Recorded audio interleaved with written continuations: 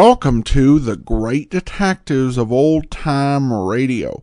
From Boise, Idaho, this is your host, Adam Graham. If you have a comment, email it to me, box13@greatdetectives.net. Follow us on Twitter @Radio Detectives, and become one of our friends on Facebook, facebook.com/Radio Detectives. Well, we do encourage you to support the program during our listener support campaign, and we have a couple of new Patreon supporters supporting the show on a monthly basis.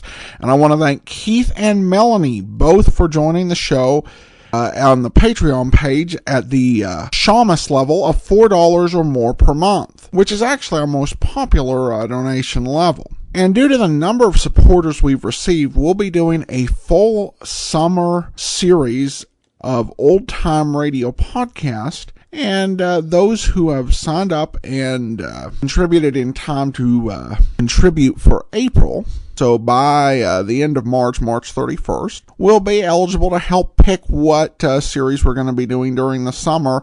So that's another reason to sign up patreon.greatdetectives.net, and you can also support the show on a one-time basis over at support.greatdetectives.net. But now it's time for today's episode of Yours Truly, Johnny Dollar. The original air date, March the 27th, 1960, and this one is The False Alarm Matter. Johnny Dollar. Told him to drive carefully, and he usually does. But a few minutes ago on WSPB, when I heard the radio news report... Huh? Well, it was about a man who was found dead in his car on the edge of a swamp. Oh?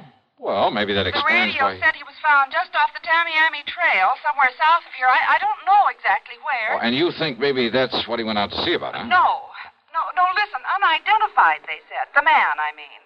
But the car, the description of the car, it was exactly like Earl's. Well, so what? Now, take it easy, Mike. First you call WSPB. I did. Only they didn't know any more than they said in the news report. Okay, then call them again. Ask them where they got that story. Whatever news service they got it from knows where it came from, what police department. Or maybe they got it from the police direct. All right, Johnny. I'll phone them again. Sure. And when you get the information, you can call the police direct. Yes, I'll do it.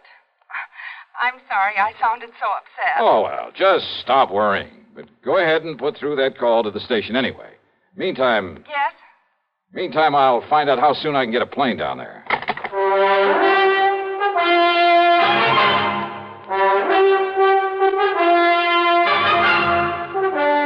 CBS Radio brings you Bob Bailey in the exciting adventures of the man with the action-packed expense account, America's fabulous freelance insurance investigator. Yours truly, Johnny Dollar.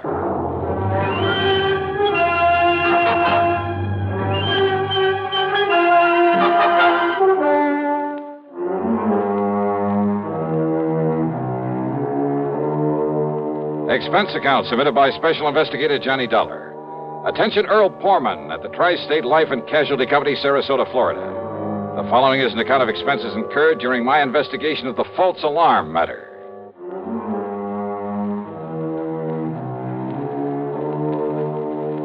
Expense account item 1, $79.60, taxi and a plane out of Hartford. Flight connections were perfect. The trip was easy, and by mid-afternoon I was at the Poorman home on St. Armand's Key in Sarasota.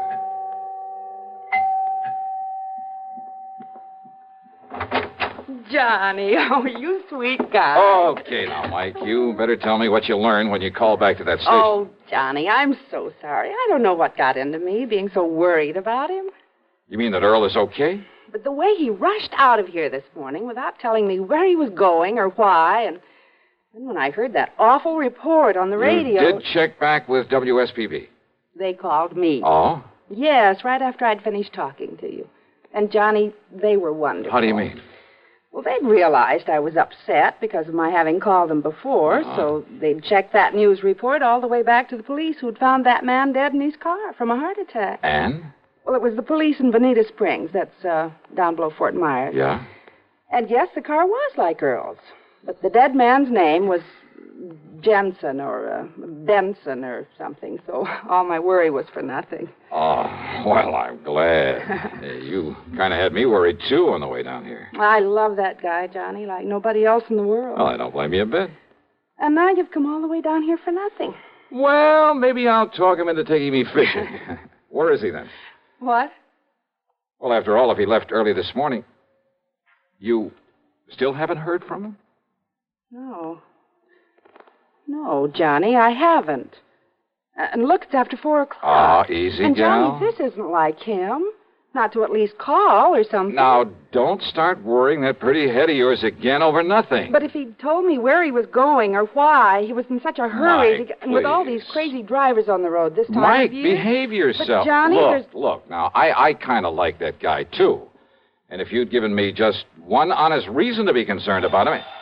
Oh. You see? That's probably Earl calling you right now. Oh, dear, I hope so. Sure, of course it is. I'll bet on it. Well, go ahead, answer it. But if it isn't, if it's the police or something... Okay, I'll take it. Mike, listen to me. Huh? Who is it, Johnny? Look, listen, I'm sorry not to have called, Oh, it's Earl. but I've been tied up on a pretty serious matter down here. What kind of matter? It could be a murder, one of my policy holders, so put in a call for me to Johnny Dollar up in Hartford. Oh, Johnny. Ask him to get here as fast as he can. You get that, Mike? Tell him not to bother stopping there at the house, but to meet me down here. Down where, Earl? Or maybe you can meet him at the airport and drive in... What? What did you say? Well, I simply asked you down where. Oh, well, down here... What? Who's that? Well, keep talking, Earl. No, wait. What is this? I mean, who are...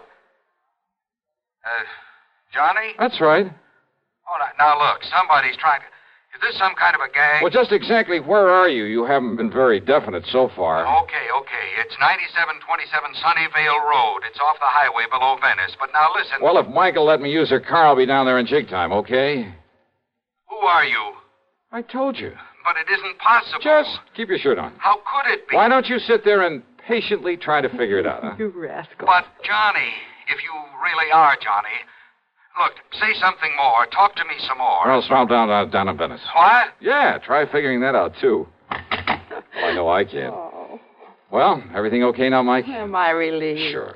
But you rascal, have you ever put Earl into the Department of Utter Confusion? Well, I tried. I'm sure you succeeded. So if I may use your car... Of course you may. Then maybe I better hit the road before Earl has a chance to call back. Yes, you do that.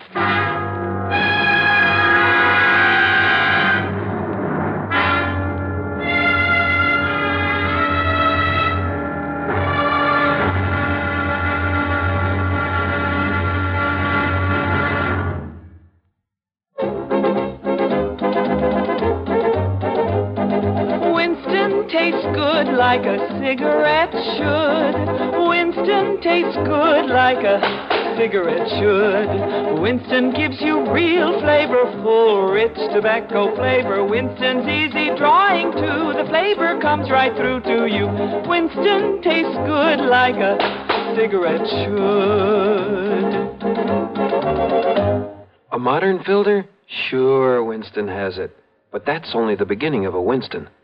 Up front, up where it really counts, Winston packs exclusive filter blend. Light, flavorful tobaccos, specially selected and specially processed for filter smoking.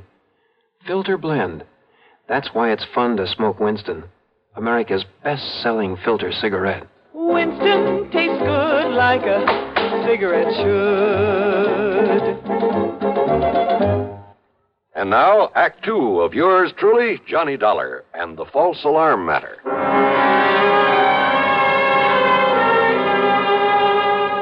The address Earl had given me on Sunnyvale Road turned out to be a huge, expensive home of white brick and stucco, surrounded by well-kept lawns and gardens with a lot of statuary. Tall palm trees lined the driveway, and there was every conceivable kind of tropical tree. Yeah, quite an estate. 2 cars were parked out front, Earl's and another one that looked familiar with a doctor's tag on it. Earl met me at the front door. After learning how come I happened to be in Florida, he got straight to the point. But now come inside, Johnny. Yeah, sure. It was Dr. Crutcher who called me, dragged me over here. You remember him? Sure do. Lives just up the street from you and Mike. Yes. Well, Doc is here now, and he can probably tell you more about this than I can. Well, Earl, you said something about a possible murder. Crutcher has been the family doctor. Has taken care of Linda ever since she was a little girl. Linda? which is to say, since long before she inherited the family chemical business, made it pay off, then married Frank and built this beautiful home. Frank who, Earl? As wrong a marriage as there could possibly have been. Frank was after Linda's money, that's all. And everybody in the world seemed to realize it but she. Yeah, but who's to argue when love comes along? Love? Don't kid yourself. It was out of pity for Frank that Linda married him, made him president of the plant. Typical of her, though. What do you mean? Harry Forrester, chief chemist and VP. Not because he knows anything about it, but because she felt sorry for him after she turned him down in favor of Frank. Jim Tarker, Bill Price, Art Higbee, sitting there in their fancy offices, collecting big salaries, and only because she'd known them as kids, heard their sob stories, and wanted to help them. And that plant makes money? Only because Linda really ran things herself. Now that she's dead, well, I'm sorry to have got so far away from why I'm glad you're here. It's all right, Earl. The more general background I can get in a case like this, if it is murder. And I'm absolutely certain now that it is. I'm glad to see you, Johnny. How are you, Doc? Glad you could make it, though how you got down here so quickly. Well, maybe Earl will tell you about that later. Yes. Now, look here. Doc led me across the room to the bed. Lying there was the body of Linda. Even in death, she was beautiful. And I must have said something to that effect under my breath. Yes, she was, Johnny. She is now, but not when Earl and I first arrived. Oh? Her body was twisted as though in pain, eyes wide, the pupils dilated. That sounds like cyanide. But look at her now. That's right. So I decided it must have been something far more subtle, something that would leave no obvious indication after a couple of hours. Possibly potassium theramolysilate. Oh, I'm afraid I never heard of that. Immediate symptoms are much the same as for cyanide, but now, as you see, the body is relaxed, and what color is left? Well, another doctor, not knowing her history, might have come to the same conclusion as the maid when she called me and said that Linda was having a heart attack. That's why Doc had me come along with him, Johnny, in such a hurry. What do you mean? A heart attack, Linda? Oh, I see. So I immediately made some tests. Well, ever since you got me interested in forensic medicine, Johnny, well... Oh, I told you you'd make the best medical detective in the world, Doc. Well, I carry quite a bit of equipment about in my car. And I'll bet it even includes that ubiquitous microscope of yours. Yes. Anyhow, I found definite indications now of potassium theramolysilate. Well, how was it given to her? I said indications, Johnny, not traces of it. So? I doubt if even an autopsy would show traces of it. But then how are we going to... Well... Isn't poison usually given in food? I've checked the silverware, every piece of china, every utensil in the house. No sign of it. And she hadn't been out of the house. But now, don't forget this, Johnny. Yeah? Just one good breath from a PTM crystal could produce death in a matter of minutes. Well, what about the servants? There must be servants in a place like this. There are, and I've questioned all of them. Nothing. Do you mind if I talk to them? By all means, Johnny, do so. Most of all, I wanted to see the servants, see what they were like, and, well, I must admit, they all convinced me they'd been completely devoted to their mistress, that not one of them could possibly have been accessory to this murder. The last one I talked to was Irene, Linda's personal maid, who'd been with her, helping her dress when the end came. And I was at the closet getting her shoes for her. Now, where was she, then? Sitting there at the dressing table. Poor dear. She had fixed up her hair, and she was putting some perfume on herself before getting into the dress that she... Wait a minute, please. And then she clutched at her heart, and she screamed. Yeah, and then Irene, thank you. That'll be all. And she was gasping, and I helped her over to the bed, and so I laid her down and...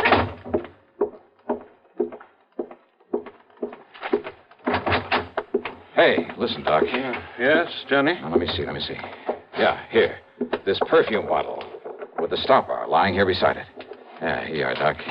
Yes. No, don't sniff it. Looks to me like it's empty. Sure it is. Now, Doc, can you run a test? Can you tell if it's ever had a crystal of that potassium thera stuff in it? Well, yes, Johnny, immediately. Okay, now, Earl, you seem to have known quite a bit about Linda, whatever her name is. Well, I should. So maybe you can come up with some idea about who might be suspect in this thing. Of course I can, if you and Doc will give me half a chance to get a word in it. Who? But it's the proof you've got to get for us. Who, Earl? Look, I told you about her marriage, the reason for it, didn't I? Huh? And who else would have access to this rare drug that Doc is talking about? And who else will get hold of the chemical plant now that she's gone? Earl. Of course, Johnny. Her husband, Frank Hansen. He's the only suspect. Earl is right, Johnny. Then where is he? He left here early this morning, ostensibly to go to the plant.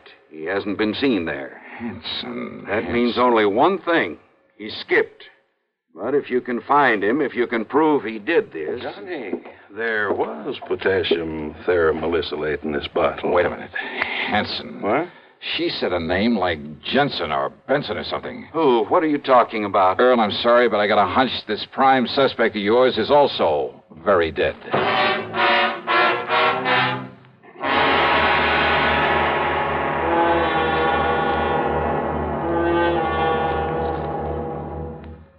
Act 3 of yours truly, Johnny Dollar, in just a moment. Here's a reminder to you that March is Red Cross Month. There are a lot of facts in print about the effective, broad battle the Red Cross wages to overcome human problems all year around. It's not likely at this late decade that anyone has to sell the Red Cross. It might be in order, however, to remind our listeners to send that annual check to your local Red Cross chapter. Now, Act 3 of yours truly, Johnny Dollar.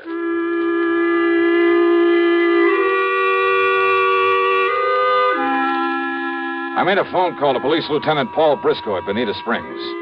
Yes, it was the body of Frank Hansen they'd found in that car off the Tamiami Trail. Apparently, he'd just been driving along on his way to the plant, smoking a cigarette, when his heart suddenly... Huh? That's right.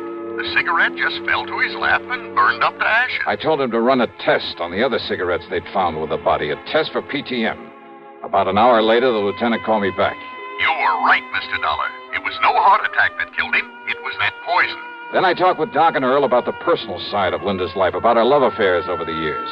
And yeah, sure enough, the one man who threatened all sorts of things if she married somebody else. But there was still the matter of getting proof for a confession.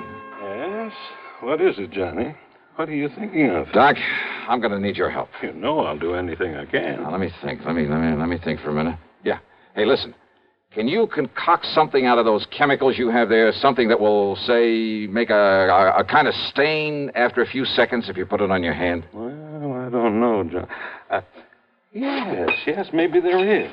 Yes, a combination of this colorless dye with a small amount of ferrous hide.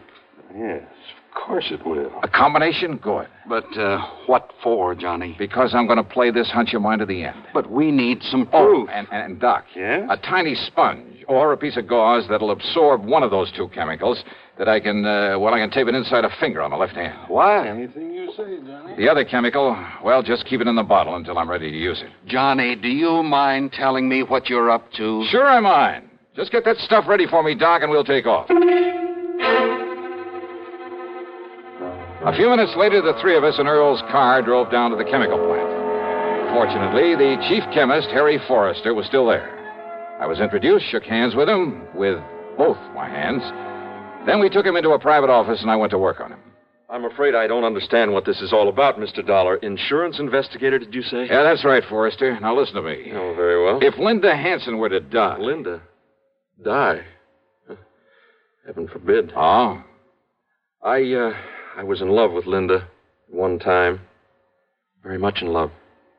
With Linda or her money? I beg your pardon. You know that's true, Harry. Pullman, I resent that. Just sit down, Forrester, and take it easy. Okay, now. If Linda were to die, I would assume that her fortune, including this plant, would go to her husband, Frank. Frank? Well? Well, of course it would. But why do you bring up the thing? But suppose Frank were to die, too. You'd kind of be next in line, wouldn't you? Of course you would. After all, you were next in line in her affections, weren't you? Well, Dollar, I don't see that Smart, ambitious guy like you? You mean you didn't even rate next to Frank? Of course I did. Then you'd be next in line, wouldn't you? And suppose I were. What difference does it make? And you just happen to know where to get your hands on PTM. PTM? Potassium thimerosylate. You do have it here, don't you? Why, I would assume so. That is, chemist? And you aren't sure? Well, of course we have it. But I've never had occasion to go near this stuff. Never? You sure of that? Absolutely. Quite frankly, I'd be afraid of any proximity to such a drug. Never touched the stuff, huh? Never. May I have the bottle, please, Doctor? There you are, Johnny. That is PTM. Now you know it comes in crystal form. Oh, yes. No, Forrester, this is just a harmless... Oh, I'm afraid I spilled some of it on your hands. You certainly did. Oh, that's all right. Wipe it off. It's already begun to do its work. What? That bluish tinge. Positive proof that you've been handling PTM. You were sure? Yeah, that you somehow got into Linda's perfume bottle on some of Henry's cigarettes. Well? Then you know. That's right. Want to call the police, Earl? Sure. No. So you're right. So I killed them both. But I'm not going to be dragged through the filthy courts. And neither you nor anybody else... No, you don't...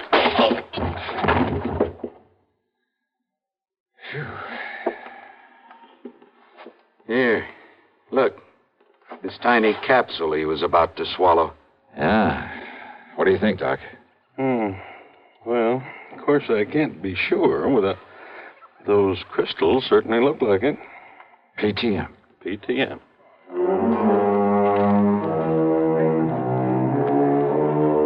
So, it'll be up to the courts whether Harry Forrester likes it or not.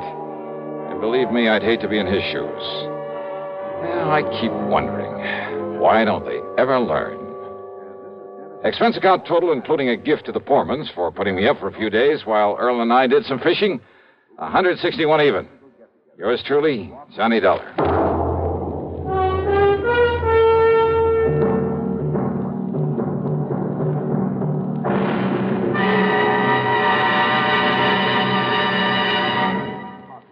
Our star will return in just a moment. Constipation can be a problem for anyone, even doctors. And when constipation occurs, it's interesting to see just what doctors consider important about a laxative they might use or recommend. Well, a majority of the doctors we heard from had this to say. A laxative should be effective, gentle, close to natural acting. A medicine that can be used with complete confidence. Now, ExLax has been popular with many doctors and millions of people over the years because chocolated ExLax is effective. Overnight, it helps you toward your normal regularity. ExLax is so gentle, so close to natural acting, there's no upset. That's why many doctors and millions of people use ExLax with complete confidence. ExLax, the laxative that helps you toward your normal regularity. Gently, overnight. Now, here is our star to tell you about next week's program. Next week, a lesson in how to rob a bank. You think I'm kidding? Well, I'm not. You see, it's also a lesson in how to get caught doing it. Matter of fact, it involves a modern, clever, scientific device that not very many people know about. If more of them did, well, believe me, there'd be a lot less futile attempts at bank robbery. And it's this very device that helps me solve the case I investigate by providing a picture, a simple snapshot that didn't turn up, but that gave me all the evidence I needed. Join us, won't you? Yours truly, Johnny Dollar.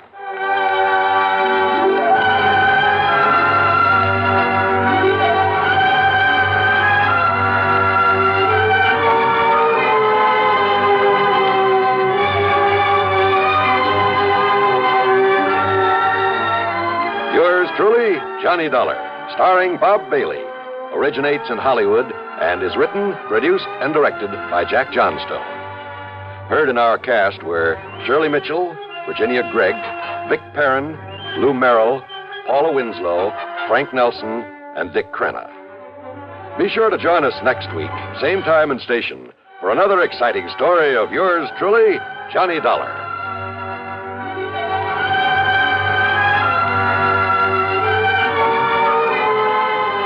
This is John Wall speaking. Stay tuned now for Suspense on the CBS Radio Network. Okay, they're coming into the stretch and turning for home. It's Warlock and Gay Reward head and head for the lead. Here they come. Here comes the finish, and it's Warlock by an O. Man, oh man, what a race. Man, oh Manischewitz, what a wine.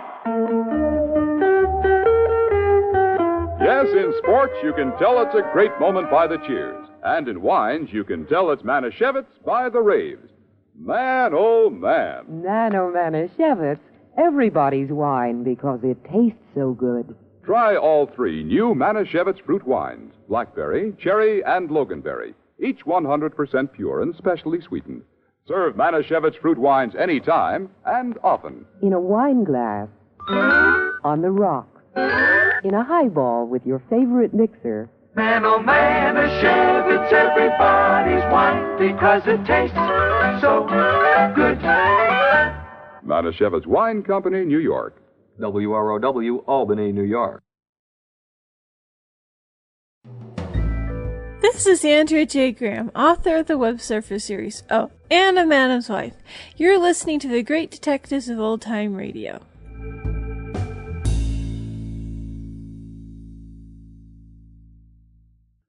Welcome back. Some quick thinking by Johnny in this one.